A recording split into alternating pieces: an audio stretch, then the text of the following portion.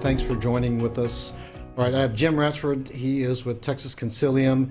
They do a marvelous job of working with people in an economic development process that really takes care of the home first, if you will. Jim, welcome to the show. Thanks for being here. Thank you, Michael. Glad to be here. All right, give us some background on you, how you got into this, what Texas Consilium does, and then I want to bring out this event you have coming up soon before we get into the success stories, okay? Okay, that's a lot to cover. Yeah, that's all right. So just a little on myself. I started my career a long time ago as a CPA. I come from the analytical financial background. Spent a lot of time in public accounting, auditing, moved into investment banking, helped a lot of companies with financial transactions, but found that financing was often not the real solution for a company to get them from where they are to where they wanted to be. It was part of it, but operational improvement was really a key to success. All financing is based on good operations and future cash flow. And so I ended up spending several years helping companies all over North America with operational consulting, helping improve their profitability in all kinds of different industries. Worked with clients in 42 different states and six Canadian provinces. Really enjoyed it, made a lot of difference in people's lives as well as the success of the companies. Okay. Ended up bringing that to Texas and working with a group. We formed Texas Consilium after several years. So you're one of the founding formation officers of the company. That's correct. Okay. Tell our audience what Texas Consilium does for the people that work with them, that join in the group.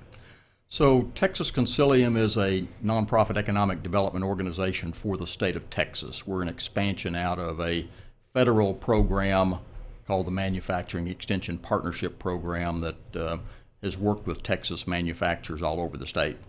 Texas Consilium works with Texas companies taking a holistic approach, helping them overcome virtually any business issue they may have, whatever it takes to help them get from where they are to where it is they want to be, could be, should be, helping them overcome those hurdles they're encountering in the growth and prosperity of their business. That's a big statement, whatever issues they have. So you must have a vast network.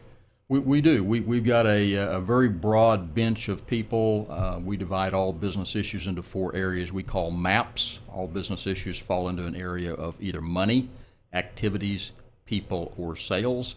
So the money issues involve everything to do with the company's accounting information and control systems and the profitability and the numbers of the business. The activities involve everything with the operations and activities of the business, from the inputs to the outputs of the product or service that they provide. The P of MAPS is people, everything to do with the employees of the business, from organizational structure, leadership throughout the organization, employee motivation, compensation, and those issues. And the S is sales. It's everything to do with the markets in which the customers or the clients work. So better understanding their markets, understanding the opportunities that may exist, clarifying strategy and direction, pricing, margins, growth strategies and plans, and all of that. So nothing exists in a silo. Work in something, change something in one area, it affects something in another area. And so we work to make sure that everything in the company fits together. That is just a dream network. I would call that a success network. Now, you have an event coming up. Talk to me about that. Yeah, so this is a pretty exciting event. There's a national publication called Chief Executive Magazine. Think of it as sort of the Fortune or Forbes that goes to the Fortune 50,000 CEOs around the country. In addition to publishing the magazine, they have some other activities, including events, and they have an event that's called the Smart Manufacturing Summit. In prior years, this event has been held in Seattle, hosted by Boeing. It's been held in Michigan, hosted by Ford Motor Company. And this is their first year to bring it to Texas. And we have connected them with Peterbilt and Denton. Peterbilt will be providing a speaker and a tour of their production facility for the attendees at this national event. And Chief Executive has partnered with Texas Consilium to be their boots on the ground to help make this the most successful event possible. This is the Chief Executive Officer of Peterbilt? Well, he will be there, but also CEOs from manufacturing companies from all over the country will be coming here to North Texas for this event. And then we also are putting on, to welcome them, we're putting on an opening night dinner for this multi-day event. Our opening night dinner is on Monday, May 13th. And we've got an exciting lineup of speakers at this opening night dinner itself. Give us an idea who might be there. Yeah, it's all-star lineup. Jerry Jones, the Dallas Cowboys, will be there, and we are inaugurating our Texas Consilium Business Excellence Award by awarding it to Jerry for his lifetime achievement in business excellence. What a great success story, going from humble beginnings in Arkansas and Shakey's Pizza Parlors in Missouri to the oil business and ultimately to the Dallas Cowboys. Yeah, that is a good story. We have a welcome from Senator Ted Cruz. We have U.S. Congressman Van Taylor joining us. We have Brent Ryan, founder of Ryan LLC, the largest tax recovery firm in the country, based right here in Dallas. We have the CEO presidents of Hilti North America, one of the largest tool manufacturers, Epiroc, one of the largest drilling manufacturers, Ruth Hughes, who is chair of the Texas Workforce Commission, coming up from Austin, and Governor Greg Abbott will have a presentation via Austin. What do you have to do to get in this room? This is going to be some of the greatest success stories of leaders and thought leaders about lessons to succeed. How would one be in these successful people's presence? It will be a great and exciting event, and it is open to any business leaders in Texas who would like to meet these folks and enjoy an evening of lessons and I would think it's already connection sold with them. out. Well, we still have some openings. Our sponsorships, if you want to attend the VIP reception with Jerry Jones and others, we wrap up our sponsorships this Friday. So May 3rd is our deadline for being a sponsor. Sponsorships start at $1,500 for a table of 10. And then we have higher level sponsors for attendees, the VIP reception and printed ads in the program and other recognition at the event. If you want to simply attend as an individual, that's an option as well. You can go on to our website and register. It's $195. Nice. I think I might just do that. Well, come on, Michael. Glad to have you. Now, you're going to have some very dynamic personalities in the room. I mean, you really ran through a who's who here in Dallas, in this area.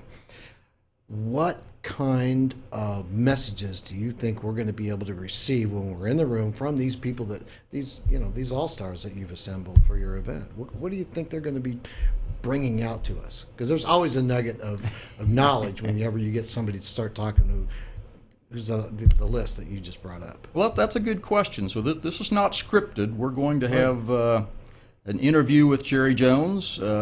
Scott Murray, who many here in the media know. I know Scott. Scott's our MC, so he's known Jerry a long time. I understand he has some personal, information about his sort of lifetime experience in business that through the interview process he will bring out and share with the crowd, probably a lot of things that the audience didn't know. Business is business, and even though he's not manufacturing, if you're a CEO, a leader of a business, the lessons from one leader can apply almost anywhere, regardless of your industry or the technical side of your business. Leadership skills are leadership skills. Absolutely, Right. And some of the best practices often come from someone in a different industry. Exactly. So I think just hearing Jerry's story will be very insightful. And then we have a panel discussion with our two CEOs from Hilti and Epiroc. Brent Ryan will be leading that panel discussion, and I think bringing out some of their lessons, some of their challenges, some of those forward-looking issues that they're dealing with as leaders of multinational companies will be quite insightful. Looking forward to it myself. I'm sure I am too. I will be there. I'll Good. sign up. That's great. we've got about 2 minutes left. Give me a real quick snapshot of an example of somebody that came to you, raw talent, and then you found a way to walk them through the success stories and be able to have them come out the other end with like, wow, this is what happened to me after I met Jim. In terms of business improvement? Yes. Yeah, so business improvement really starts with having a really good understanding of where is this company today. Right.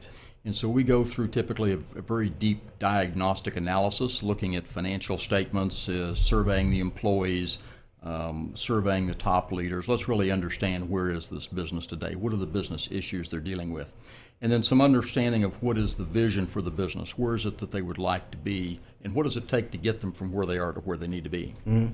Typically in the diagnostic, we uncover all sorts of issues that are holding them back. It can be everything from weak internal controls, inefficient processes, lack of clarity, lack of organizational structure in the organization. The root cause can be anywhere in the business, and you can't just treat the symptoms. You've got to find the root cause and work to fix that. That's sometimes the hardest thing to do is actually get away from the symptom and deal with that root cause, especially from the top down. It is, and there are, we work with contractors. We're industry agnostic, manufacturers, contractors, service companies. So, we have a culture in America of paying workers by the hour. Mm-hmm. And so with contractors, that you have a natural conflict built into many of them where you're paying those workers by the hour. But as the owner of the company, you typically want those workers to perform the job as quickly as possible. Of course. And so there's a conflict. The way that the workers are thinking, how can I make more money, is I'm going to take longer to do the work. If I can take long enough, I get it into overtime, I make a bonus.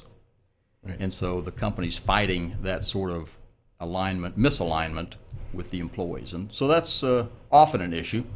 But we've also uncovered cases of fraud and embezzlement and all kinds of issues that the company often had no idea were there.